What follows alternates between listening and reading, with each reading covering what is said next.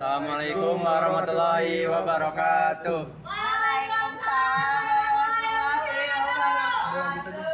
Kami bertiga di sini ingin menjelaskan materi tentang perkembangan kesultanan di Indonesia.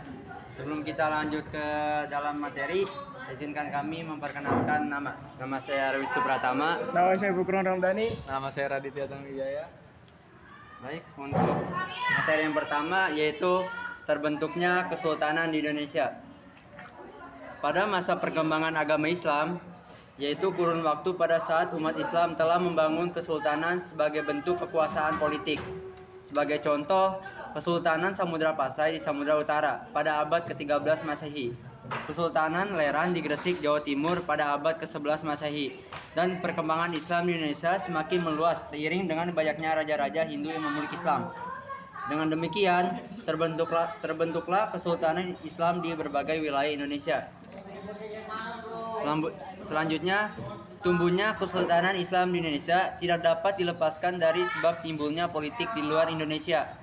Periode Khulafaur Rasyidin, Bani Umayyah, Bani Abbasiyah, Fatimah, hingga Kesultanan Turki Utsmani.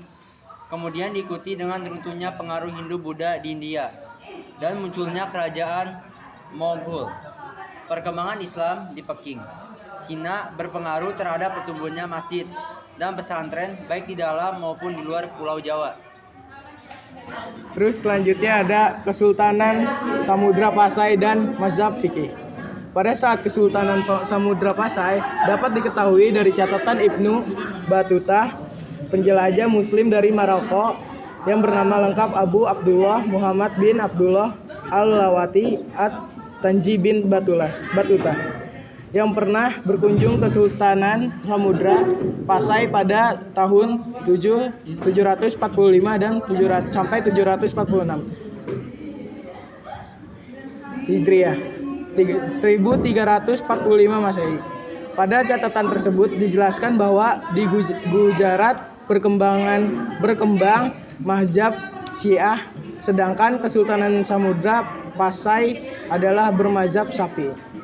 Mazhab Fikih. Oleh karena itu, perbedaan mazhab antara Gujarat dan Samudra Pasai inilah yang dijadikan alasan oleh Buya Hamka untuk menolak teori Gujarat.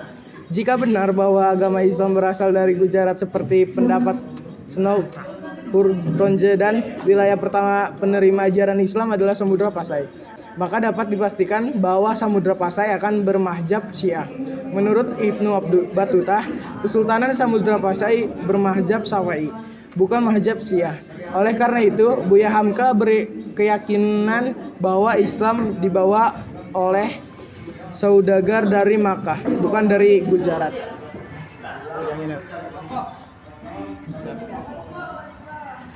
Selanjutnya ada kebenaran perkembangan masuknya kesultanan dan agama Islam di Indonesia. Pada saat itu, sejarah Islam dituliskan setelah kerajaan Majapahit yang mengalami kemunduran pada abad ke-15. Tidak dijelaskan bahwa sejak abad ke-7 agama Islam sudah mulai didakwakan di Indonesia.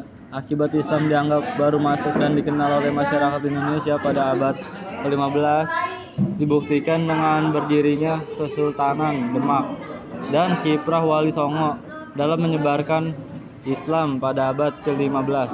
Pada abad ke-15 termasuk periode perkembangan Islam di Indonesia, bukan periode masuknya agama Islam ke Indonesia, yang terjadi pada kurun waktu abad ke-7 atau Hijriah. 7. Kesultanan Islam di Indonesia. 1. Kesultanan Samudra Pasai. 2. Kesultanan Malaka. 3. Kesultanan Aceh. 4. Kesultanan Demak. 5. Kesultanan Perak. 6. Kesultanan Goa Talo. 7. Kesultanan Ternate dan Tidore.